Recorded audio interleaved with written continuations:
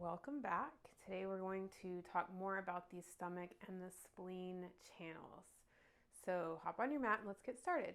So for today you'll need 2 blocks if you have them, or 2 stacks of books.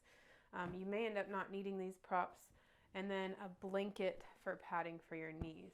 So grab those props and we'll get started.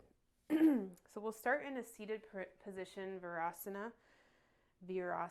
So if you want to sit back on a block or two, I like to make a little chair here with my blocks and then straddle those blocks and sit down. We'll start with alternate nostril breath, and let's see if we can do about 10 rounds of this breath. So you can pick one hand. I like to use my right.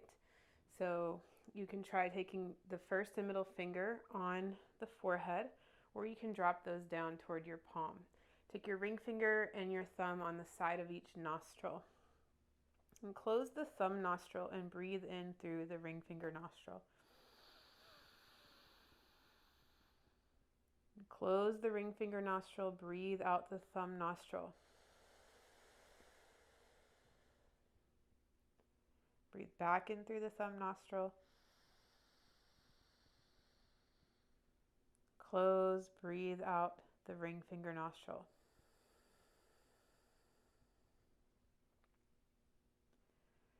This isn't a full, complete breath, so it's just enough breath to keep you going. Going back in the way you came. Close, breathe out the opposite way.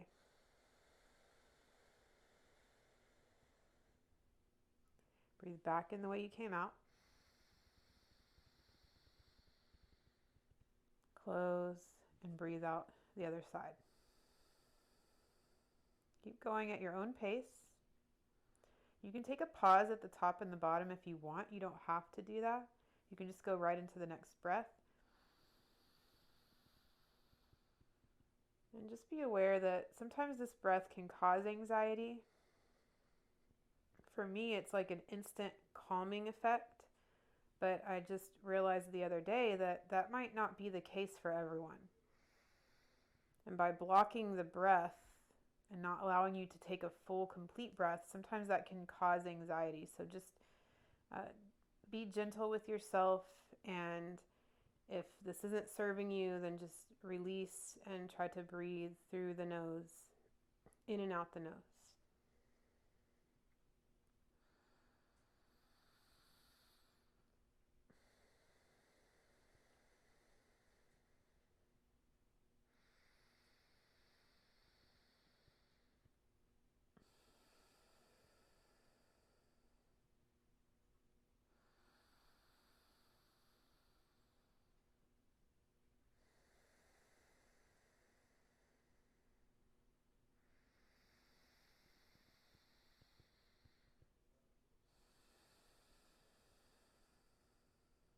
You can release your hands once you finish that round.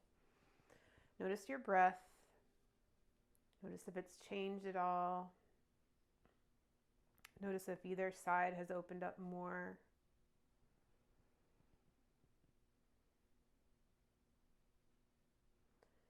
And then we'll come off of our blocks and place the blocks to the side of your thighs. So I'd like to take them kind of in the middle part of from my hip to my knee. An ankle stretch. So we're trying to stretch the top of our ankle. So when you're ready, we're just going to lean back onto our toes and lift up the knees. So only lift up enough to where you feel that mild sensation happening on the top of your ankles. Okay, so also, if you need to come out of the pose, you're always welcome to do that. Please listen to your body. This is one of those poses that's not my favorite, but I know I need to teach it because it may be beneficial to myself and others. If you do a lot of cycling or running or walking where the foot is flexed a lot of the times, this pose can be really helpful for that. So just breathe into any sensations you're feeling. Try to relax the feet, the ankles. There are some muscles that won't be relaxed right now. Your arms are probably activated, so obviously you can't relax them. But you can try to relax the feet as much as you can. If you need to come out and take a little break, you can. I'll turn to the side just so you can have a better view there of what this looks like. You can also do this pose one knee at a time. I feel like that's a little bit easier, but for time, we're going to just double up. So just breathe into it. That same slow breath that we started the class with.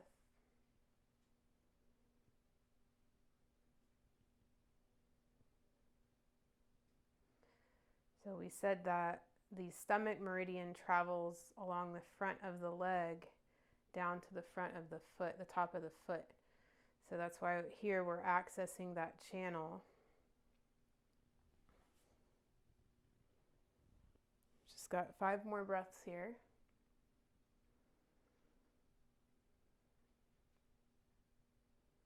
If you want to take a little neck stretch while you're breathing, you can drop one ear to one shoulder and then the other to the other shoulder.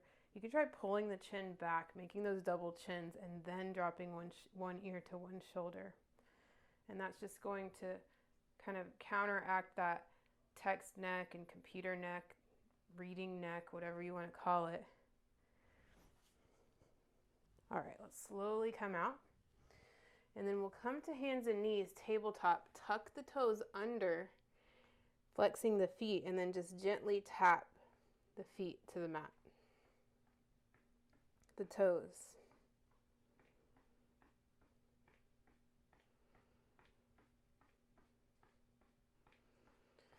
All right, I've got another fun pose for you guys today. And that is dragon. And we're going to do twisted dragon. So take your blanket for your knees if you'd like padding there. I recommend that. And we'll start with the right foot forward. So lunge forward, right foot forward, shift the hips forward and down. You can use your blocks on any height that you like. Coming to that first edge of resistance and relaxing the muscles there.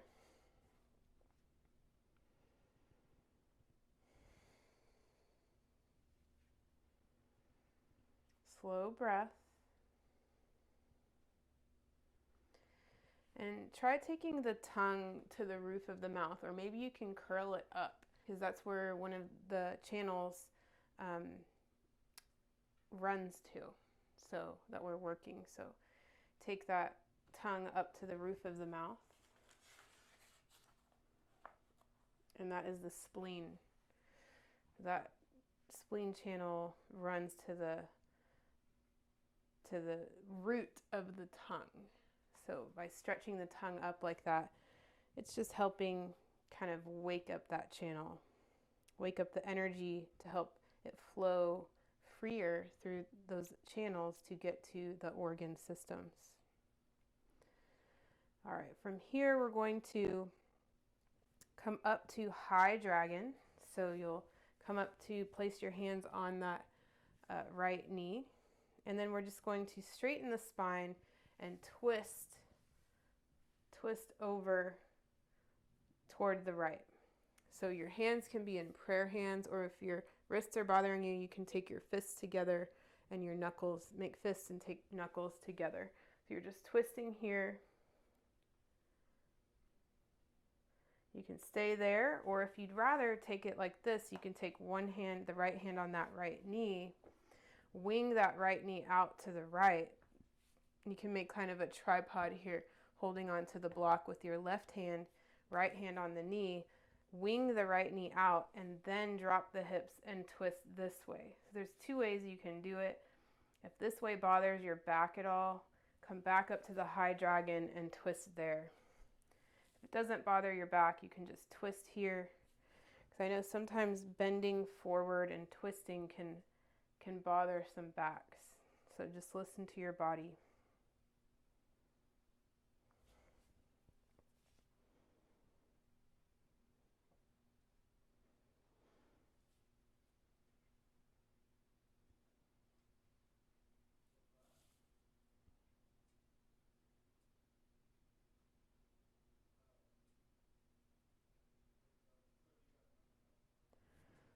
really relax the hips here.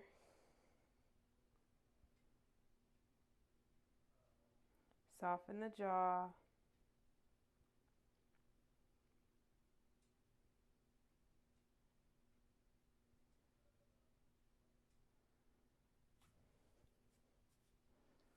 Then we'll bring that knee back to center, shift the hips back, and then we'll just walk that right foot back to meet the left.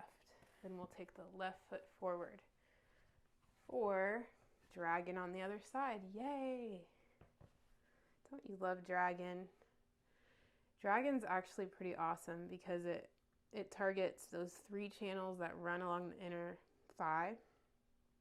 And it's just so good for so many things. It stretches out your hip flexors, and your psoas, and your abdomen. It's just really good to do, especially, again, if you're doing a lot of sitting or walking or riding. Anytime your hips are in flexion like this, this pose is really good to counter that.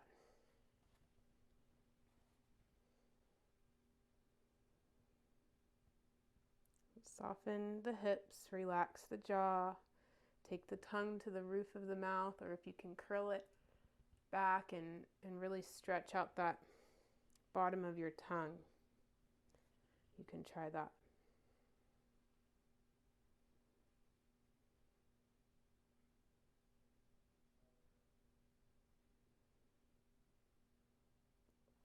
And the stomach meridian, actually, there's a point right there on the kneecap, on the top of the kneecap. So when we're in this pose and our knee is on the ground, we're accessing both channels, the spleen and the stomach meridian.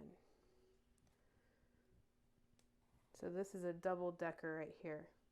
And from here, we'll take that left knee, wing it out to the side. You can take the left hand on that left knee and push it out, twisting the upper body, or you can take the high dragon, fists together, palms together, and take a high dragon twist here. It's up to you.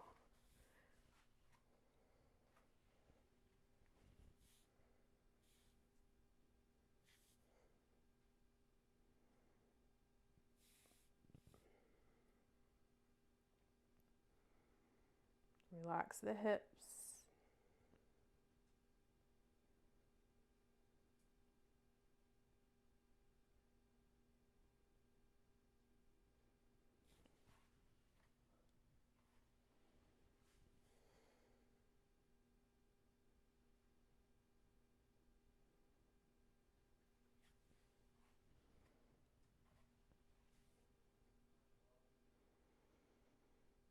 Focus on the breath.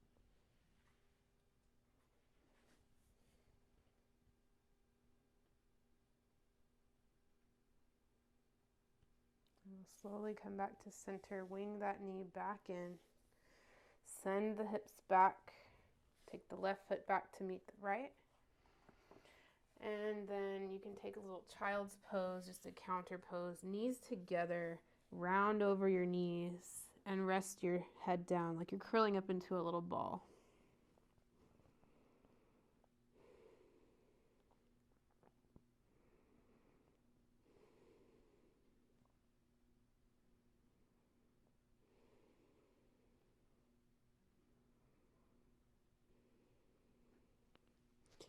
And then we'll come down to our belly, but take your blanket and fold it back.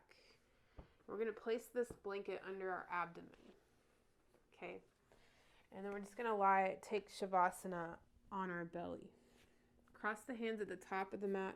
You can rest the forehead on the back of the hands. And just rest down. Make sure the blanket is comfortable. So you might have to have the top of the blanket at the bottom of the ribs You can try taking the feet together or the feet wide.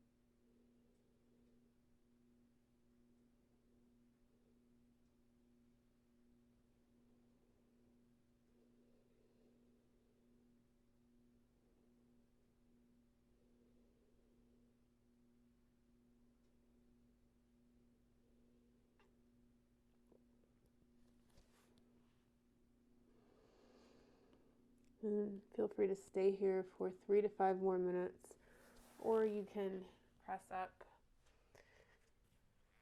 and end your practice with me. It's up to you. Please take the time, though, to rest and drink a big glass of water after this. The light in me honors the light in you. Have a beautiful day. Namaste.